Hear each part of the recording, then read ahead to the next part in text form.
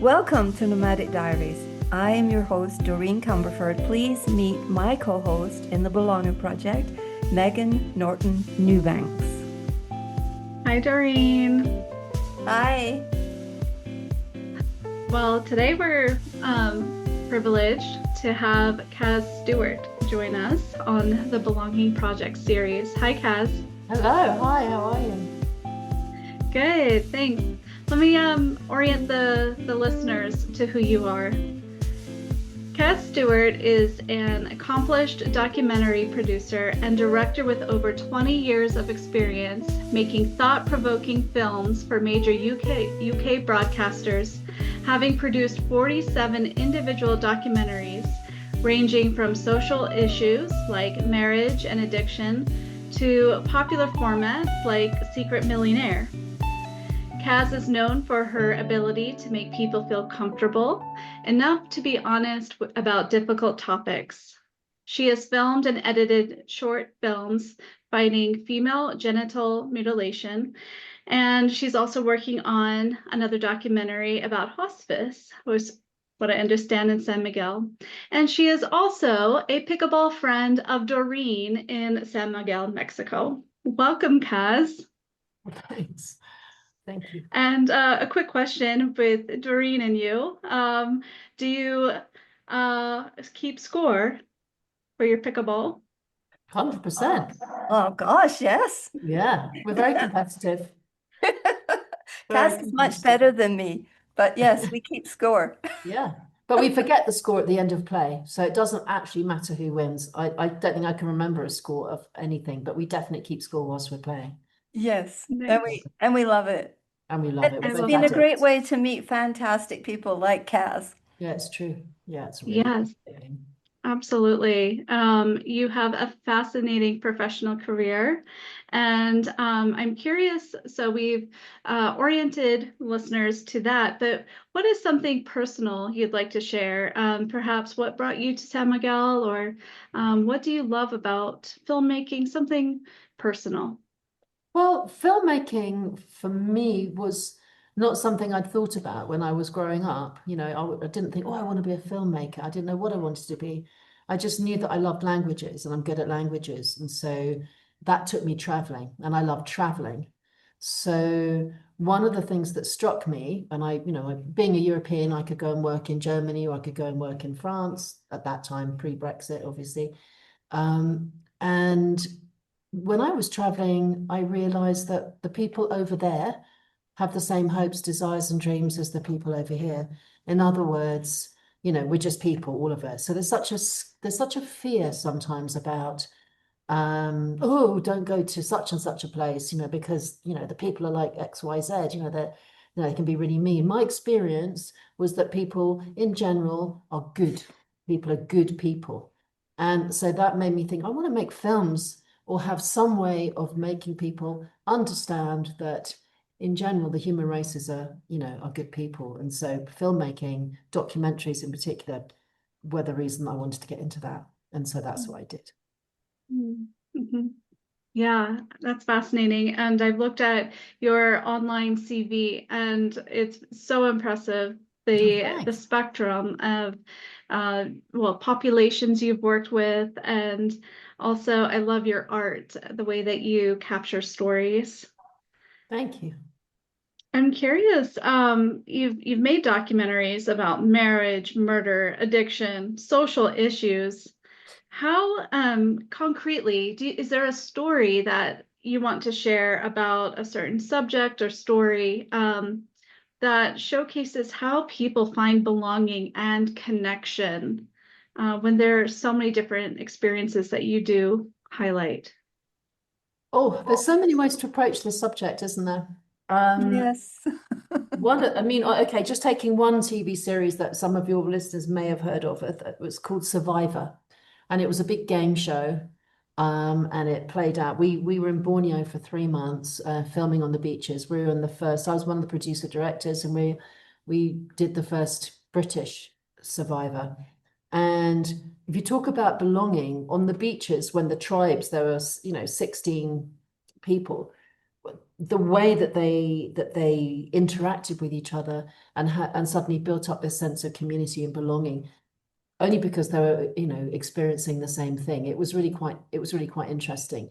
And as a slight outsider to that, filming them, you could see all the dynamics going on between them. It was a bit like filming kids in a playground and all the kind of, oh, did you hear what he said? And oh, did you hear what she said? Type of thing. But there was a lot of a sense of belonging there.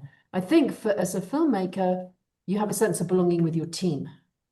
Yes. Your team is absolutely crucial. And as a director, what you try to do is you bring your contributors into that sense, into that space, into that sense of, we can protect you, we're here to film you, but we're also here to make sure you're okay. And the contributors often feel a sense, I think, of belonging to the process. The thing that always surprises them is how long it takes. They think we just come in and in 5 minutes, if you see 5 minutes on the screen, it's 5 minutes to make it. Well, obviously it's not. It's hours and hours and hours. And they're like, oh my God, we thought this would be a lot easier.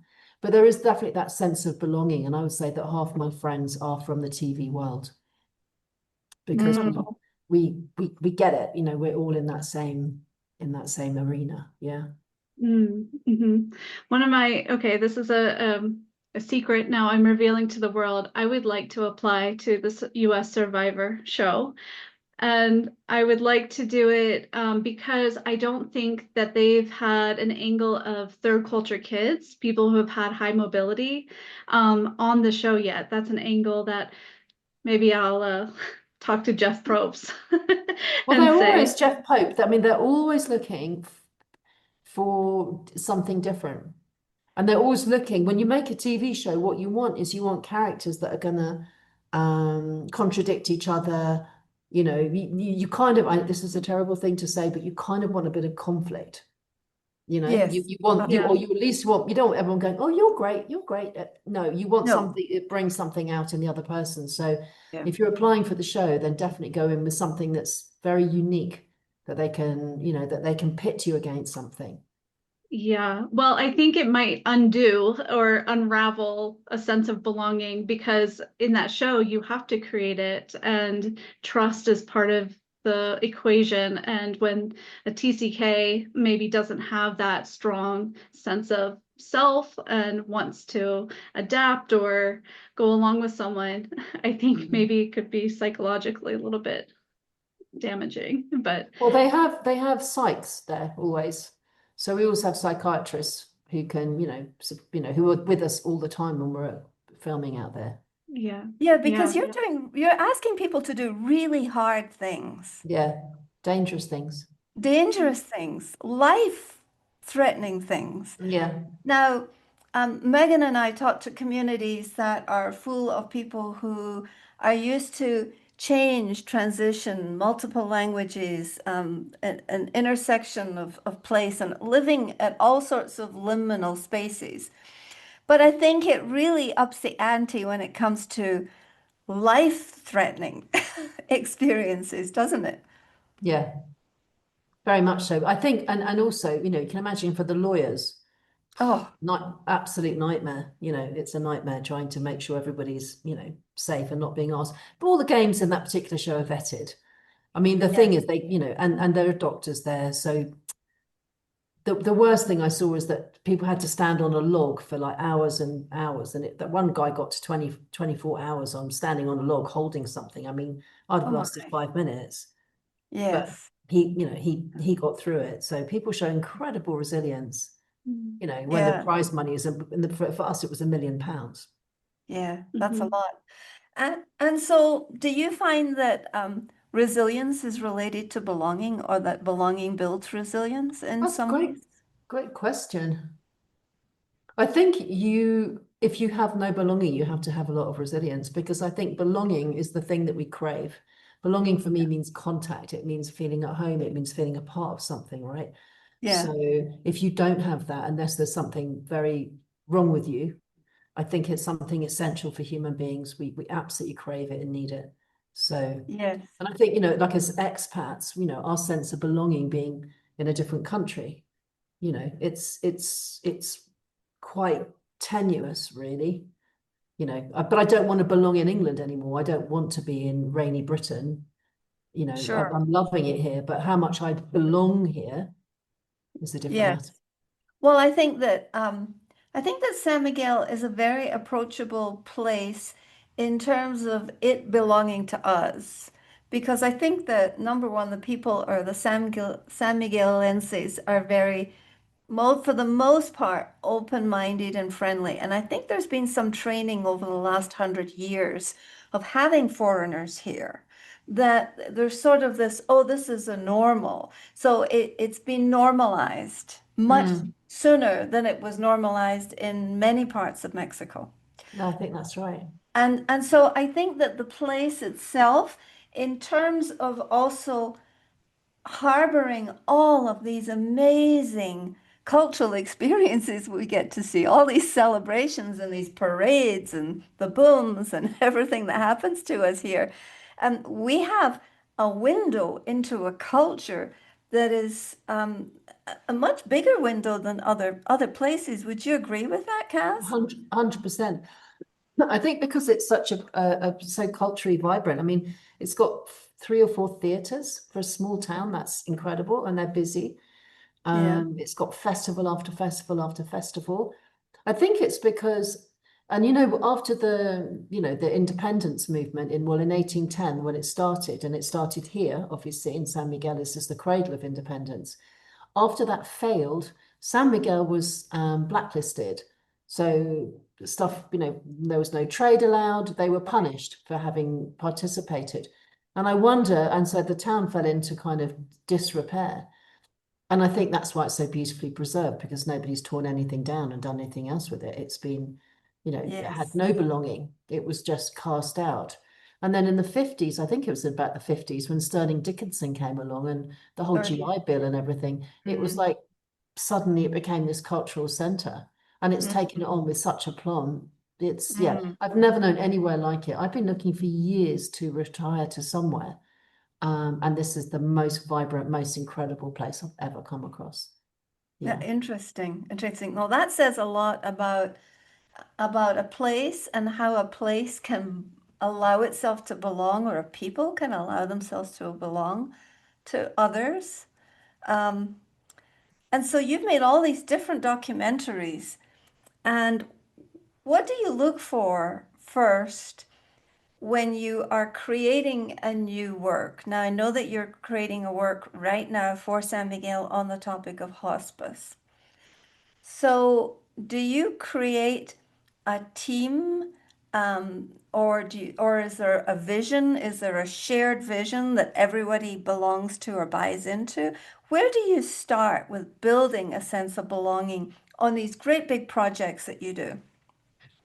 First off, in television, in British television, which is where I worked for a few years, the subject matter would come to me.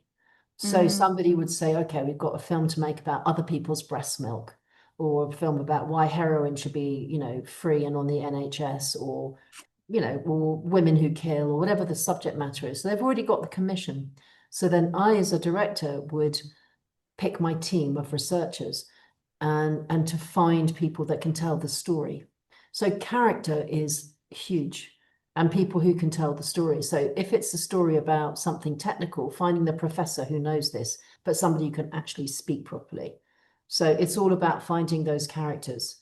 And that's the first part. Filmmaking comes into 3 stages, very clear stages. Number 1, the research. You find the team around you, the researchers to do, to find the stuff. And you have your sort of shooting script, if you like. The second stage is the shoot, self-evident. And then the third stage is the edit. They're all very distinct, but they're all fantastic fun. But those are the 3 distinct phases. So, like I said, a sense of belonging comes from when you have your team of researchers, and then a sense of belonging comes definitely from the crew, because it's such an intense thing to do.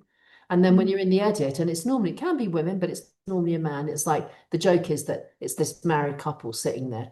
I'm the director, there's the editor, and we spend, like 10 hours a day together. It's very intense then as well. So Wow. Oh, Yeah. well, thank you for giving us a behind the scenes look at that. I don't know if you know Neil Laird, but he was a director producer of films for National Geographic. And I interviewed him about a year and a half ago.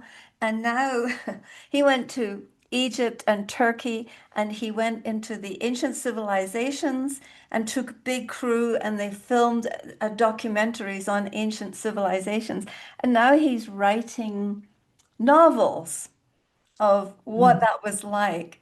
Has that Nice. ever appealed to you to do any writing about your history, your story, and I sharing your story? Not really. People say I should, but I've never it's never occurred to me.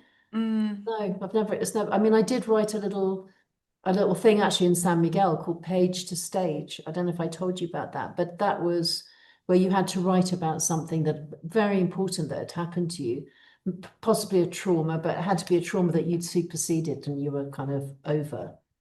yes. And then I had to deliver this monologue, 7 minutes long monologue in the theatre. It was the most terrifying thing I've ever done in my life, I think. And I because I wrote about getting pregnant and that sort of process as being a single mom. Yeah. And yeah, so performing is definitely not for me because one of your questions was, are you more comfortable behind the camera or in front of the camera? When my first job at the BBC, I was in front of the camera and I really didn't like it. It's not for me. I much prefer being behind the camera. But Yes. just that little tiny experience, of sort of 8 months of being in front of the camera, that Yeah. also showed me how difficult it is. And it Yeah. gave me a lot of compassion for the people that I was interviewing because it's a Sure. difficult thing to be interviewed. Yeah. Yes, it is. Especially when you've got klutzies like me. We'll cut that. No, no, that's not, no, you're making it very easy. Well, but that goes to the point of storytelling. I've recently been finishing my book on repatriation and how healing it is to tell stories. Yeah. Do you find that the people who participate in your documentaries experience a sense of moving from woundedness to some sort of a different place after you've told their story? I think so. Yeah. And the experience shapes them and changes them, being on film, being watched, being seen, you Mm, know, people who mm, perhaps never had a voice, to be yes, recognized, and people congratulate them. So I think it's a life-changing experience for people. And we as filmmakers have a duty of care to make sure that the experience is a good one, and follow up with the care afterwards as well. Yeah. sure, sure. And where have you felt the sense of belonging was lacking the most in all of your work? Probably when the bosses are not careful with us. On Mm, Survivor is a very good example of that.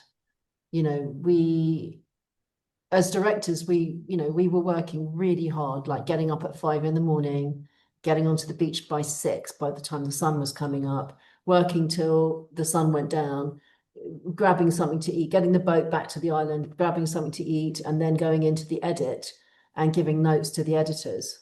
So we'd be out of work by 11 o'clock with no breaks. And I didn't feel a sense of belonging to them, to the bosses, because we just felt exploited.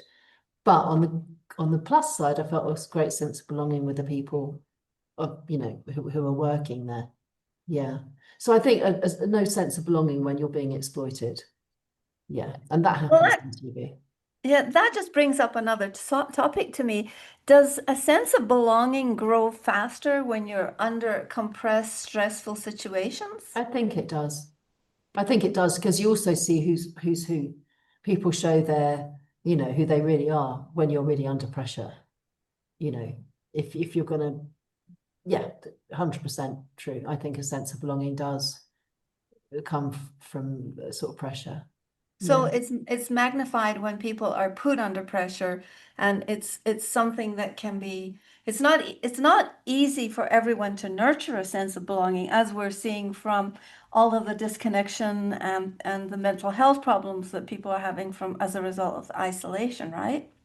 Well, I think that because filmmaking is such a small time frame and we're all in it together and there's not that many of us. I mean, in a typical crew, there will be, there used to be a lot more, but you know, numbers have come down. There might be 4 or 5 people. So, Mm, and then you've got the contributors. That's not many people to have to, you know, get on with, interact. Mm, interact with. And so if conditions are harsh, then you really become a team. Whereas what's happening in the world is that people are becoming isolated, um and when things start to fall apart, you know, I think people behave badly because they don't have that connection. Why should I'm going to grab that piece of bread because I don't know who this person is, but if I don't have it, then he's going to get it. And you know, it becomes way more competitive, I think. And I think that's one of the problems with what's going to happen with climate change is that when those infrastructures fall away, you know, the rubbish isn't collected, there's no proper drinking water, all the things we know are going to happen, then people will start getting quite feral, I think. And that's the frightening part yeah, yeah. because they Wow. don't have that sense of belonging to each other. Mm, mm. Are we allowed to swear on your podcast? Yes. We are. So there was a BBC documentary that was made not so well a few years ago now, and it was hosted by a Cambridge professor, and he was looking at climate change and all of the sort of things that are going to happen to us. And at the very end of the documentary, his final piece to camera was, "I only have one thing to say, and that is, we are fucked." And the BBC didn't show it. They wouldn't show it because it was too depressing. Um, Yeah. so Yeah. yeah, he committed suicide not long after. I think maybe that's too dark for you guys, but yeah, it was talk about not having a sense of belonging. His completely fell away. He saw no future. Mm. Well, I think Megan and I are familiar with people in in the international communities and the TCK, the third culture kids communities, who are subjected to those kind of stresses, and they're very aware of climate change and very aware of the environment and very aware that we belong to a human family. And that sense of belonging does not always exist in, I think, some of the more developed Western countries. Would you agree with that? Yeah, I think so. Yeah. I think when we get more wealth, that actually she buys us more isolation, Yes. strangely. You know, privacy, we call it privacy, but it's kind of isolation. You can have your mega yacht with nobody else on it. You know, when you're poor, you're crammed into environments with other people. So yeah, I would say probably, yeah. Mm.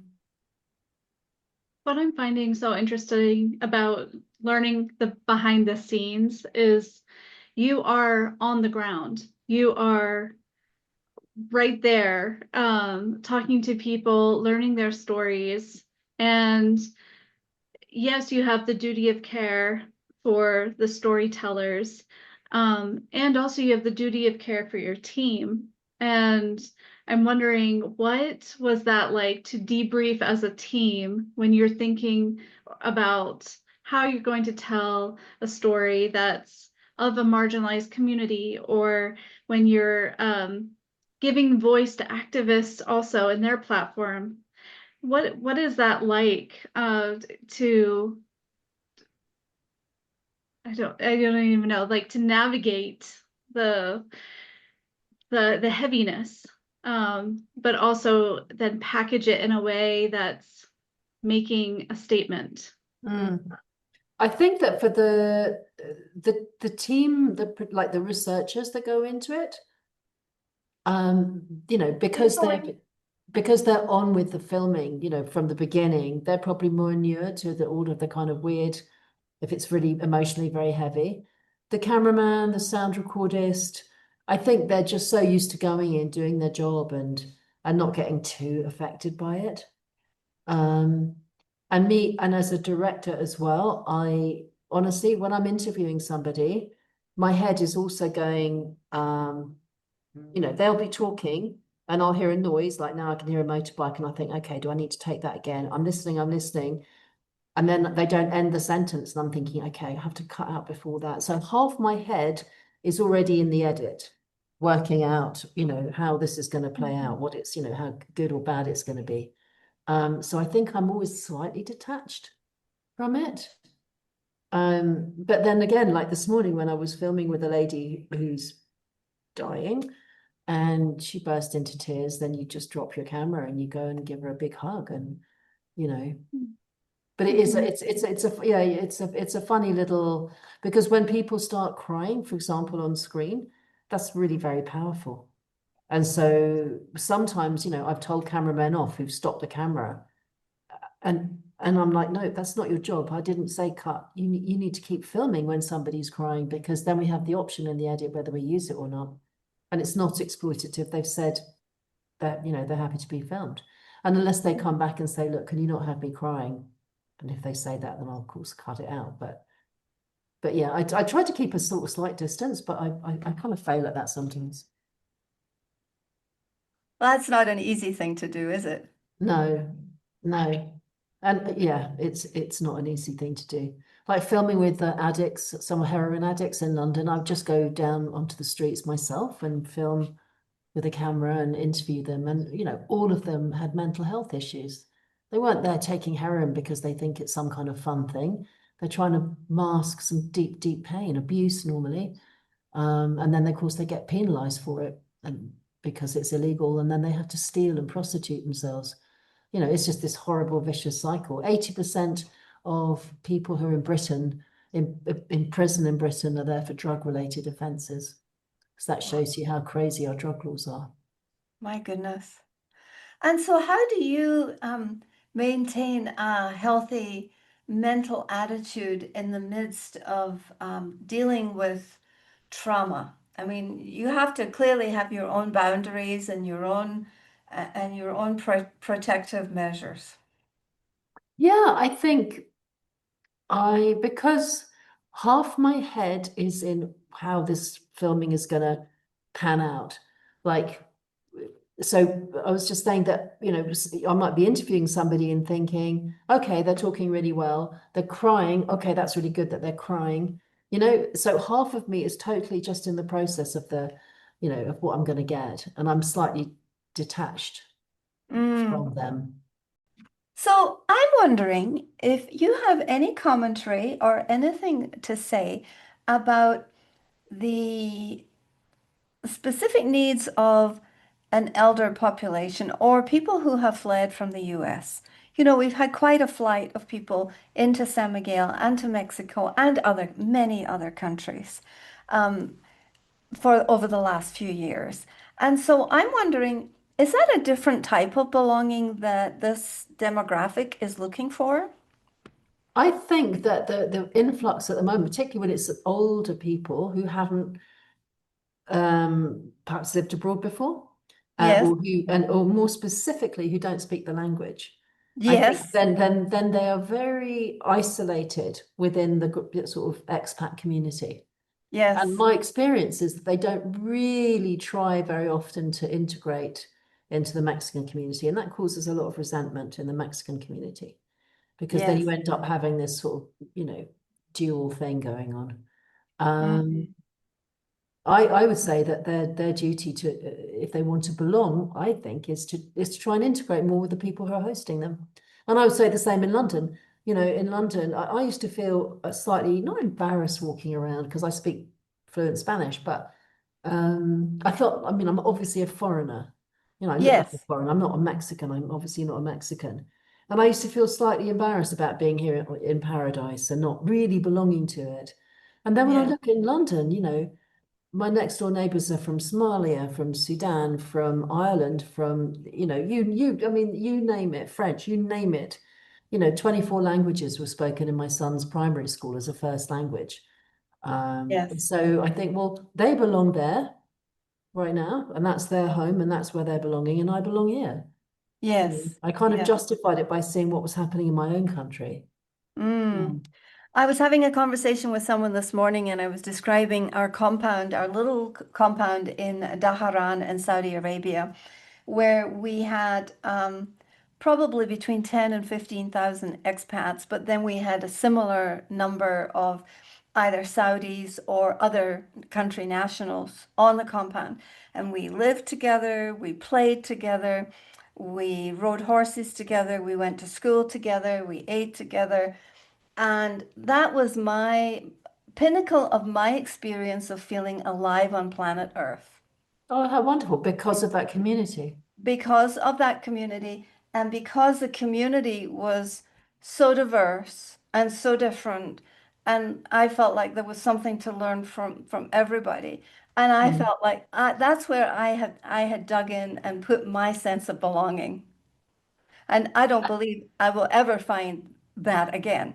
But it's interesting because of Saudi Aramco started importing um, uh, experts, geologists, scientists back in the 30s, just like San Miguel. And they kept bringing them, and then they brought their wives, and then their wives started to build hospitality. And all of a sudden, you have someone who started off as a tea boy who became the oil minister. Mm. And you know, there's just such possibilities that can come out of these situations. That's true. I've got a question for you, Doreen, because I know that you've lived in many places around the world. Do you feel a sense of belonging here in San Miguel? I do. I have learned that I have to create that for myself. So I sort of bifurcate myself into my sense of belonging to myself and my sense of belonging to my surroundings and my place, and also now my sense of self and my belonging to people like Megan and my digital communities and the listeners. Mhm. And so I have been building out my sense of belonging now since I've arrived in San Miguel. If I was just to live in San Miguel as an expat, I would go crazy. Yeah. You have a mission and a purpose. I feel like I have a mission and a purpose, and that is to talk about the other sides of being an expat, other than the logistics and getting how to get a driver's license and how to fit yourself into a place. Hmm. I feel like that is my mission in life is to really help expats and nomads feel a sense of comfort and belonging and a greater sense of well-being that they can share with their communities exactly where they are. Hmm. And Hmm. so San Miguel gave me the freedom. In fact, oh, I have to talk about this. We can cut that bit out. Tomorrow, it's 2 years since I published the first podcast. Oh, fantastic. Congratulations. And tomorrow, it's 3 years since we arrived in San Miguel. Hmm. That was just a coincidence. Wow. But I think that I am constantly building my sense of belonging on many different fronts. There's a digital front, there's an in-person front, there's the personal growth front, there's my, beliefs and that type. There's all sorts of ways to build belonging, but I think it has to be done holistically, and it's never quite totally in balance. Hmm. Frequently I feel out of balance, but that's part of the gig of being human, and it's messy, Right. and it's Yeah. great that it's messy. Hmm. I'm wondering, is there um, a situation where you felt the goal of a story should have been different from what was actually then finalized? Oh. Well, not often because I know that's probably a very boring answer, but normally you've researched the thing so much that you kind of know what you're going to get. There was one story that I decided not to make in the end. It was made by someone else, but and it was called The Vampire Diaries, and it was basically about a killing spree that these kids in Tennessee went on. And it was because they dressed in black and they, uh, and they were into kind of satanic stuff, sort of. I mean, Mm, I went to investigate, what happened. I mean, people did die, and these young people did go to prison for the rest of their lives. So it was a serious story. But the way that the broadcaster wanted it was that they were vampires, and it was all about, the books that they'd read. And when I got to know these kids and I went to see them in prison, it wasn't that at all. they were a bit messed up, and you know they did, you know, they did wear black, and you know belonged to to their own little group. But you know, if you saw that group of kids wearing black and tattoos and ear nose rings in London, you wouldn't give it a second thought. But because they're in this particular small community in a very particular religious part of the United States, then you know that's what exploded it, and that's what made them feel no sense of belonging, and therefore they went on this sort of weird spree. But so I didn't take that job because I felt that the way that it was painted was not as it actually was. It was just rather sad. And actually, in the end, I ended up saying to one of the kids that I interviewed, you know what? Why don't you just get out of this town? Go to San Francisco, go to New York, go somewhere where wearing black is not seen as something kind of deviant. Or And he threatening. did. Oh, good. And he did. Yeah. But no, because normally, you know, just to answer your question again, normally you kind of know roughly what you're going to film. So there's no, unless there's some massive surprise, but I've never come across some massive surprise. Well, I have a follow-up question to that of, is Dave Ramsey putting on a persona when he is Ramsey, quite, is he? No, yes. no. No, No. is he always that strict? That's what you Like, see is what you get with him. it's what you That's who get. he is. So Gordon direct. Ramsay? Yeah. Yes. Yeah. No, he's Oh, very so dynamic. Gordon. Gordon, Yeah. yeah. As was Bourdain, Anthony Bourdain, and I was one of his. I would love to have met him because for me, he has articulated the visceralness of being alive and traveling, and that intersection of belonging through food. And we're going to talk more about that in our food episode, aren't we, Megan? Yeah. So he, you know, but he really did, I think, articulate well how vastly different we are in terms of food and in Yeah. terms of what we consume and what sustains us as humans. Mm-hmm. Yeah. But Gordon Ramsay does have his a kind of, it's a kind of an act, like, you know, see, you know, he'll come out and do a little piece to camera. Oh, that was terrible. And blah, blah, blah, blah. He went, let me do that again. Come out and he'll do it again and again and again until he gets it right. So I mean, you know, but he's a professional in that sense that he knows exactly what we need. Yes. Okay. Yes. But I was I in the asked that edit. question. Oh, Sorry. go ahead. No. So I did the voiceovers with him for a particular series, a 13-part series we did. And he was just very personable, very, very nice, very, you know, Mm, I wouldn't call him sweet, but mm. feisty.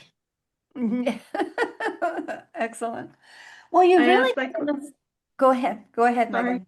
I just wanted to say I asked that question to the waiter I had at the Gordon Ramsay restaurant in Vegas. And Oh, and so I wanted to know what your perspective was too, but what it did aligns. it aligns? Yeah, he's the Yes. same. Yeah. Yes. He's not some shy retiring person that suddenly kind of comes alive on screen. No, he's like that all the No. time. He's got a larger than life personality, which again, it's that idea, you know, what do you look for in a film? You look for big personalities because they are attractive. You want to watch them. Yes. Whereas you've got Yes. somebody who can barely, you know, string a sentence together. And, you know, and I've had, you know, because we did a 13-part marriage series. So we followed these people for 13 years. And 13 years? yes. Wow. Yeah. And so do you ever see that thing called 7 Up? Do you remember 7 Up, Doreen? Basically, it went from that John Stuart Mill thing, you know, give me a child at the age of 7 and I'll show you the man. So they Yeah. took these kids at 7 and then followed Yes. them every 7 years. So we Oh, did the same with marriage, but, you know, we followed them every 2 years and seeing, you know, what they were doing. But just to say that one of the guys in this, you know, we chose this couple because their story was very extraordinary and she was very feisty, but he could barely speak. So trying to get him to actually string a sentence together, it was like, oh my God. Yeah, Yeah. it was bad. That's when I remember one of Gordon Ramsay's little things. He held up 2 pieces of bread, stuck it on the side of somebody's face and said, "You are an idiot sandwich." I love that. It was really funny. Iconic. Oh, that's pretty iconic. We'll remember that. And Yeah. so on the topic of storytelling, what would you say for our listeners, who are listening to this with a sense of, being interested in belonging in different ways and exploring and expanding their lives through belonging to a place, to a different culture, to a different nationality, and maybe even a different language. What advice do you constantly hear yourself giving people that seems to be pretty solid?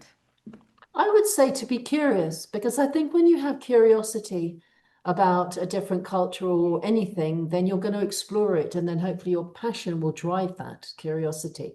To be curious, not to shut down and sort of go within your own little world, but to be always looking outwards and seeing what you can learn from other people, other situations. Yeah, curiosity, I think. It might have killed the cat, but I think it makes for good storytelling. Yes, yeah, I would agree with that. I'm just fascinated because I haven't talked to a producer before, so or a filmmaker, and about like a reality show like Survivor. I'm thinking of, I'm like, this is fascinating to hear from the other side of the camera what's What's going great on. about documentary making for me is that you get to meet people on all different walks of life, and that's such a privilege. So one night I might be, on the streets of London with a camera with a drug addict. The very next night I'll be talking to now King Charles, because it's a big, gala show and there's lots of celebrities coming in, and I've had to brief the celebrities on what to say and blah, blah, blah. So that's the most beautiful thing. You can walk Yeah. into anywhere and ask a rocket scientist, well, can you tell me about your rocket? Because I don't know anything about it. So tell me in layman's terms, about your rocket. So it's such a pass into people's lives. And I personally am infinitely curious about people because everybody, I think, has some kind of story to tell. So for me, it's a massive privilege being a documentary filmmaker. Do you ever get nervous? I used to get nervous, but thinking when I was like just starting out, oh, am I going to cover it okay? And, do a shot list and and all of that. But I don't get nervous anymore. No, but I did very nervous. And I still have friends who are directors who get nervous before every shoot. But no, because you can also trust your crew, So no, Yeah, you don't have a get. team. You have a team upon which you can lean. Well, this has been a fascinating conversation on the subject of storytelling within belonging and how important it is to tell our story. I heard you say that everybody has a story. I think you said something to the effect that Oh everybody yeah. has a story, and listening and being curious about each other's stories is a wonderful way to expand our own world. I think so. Thank you so much for being here today. Oh, you're welcome. Thanks for asking me. What a pleasure. Thank you. All right.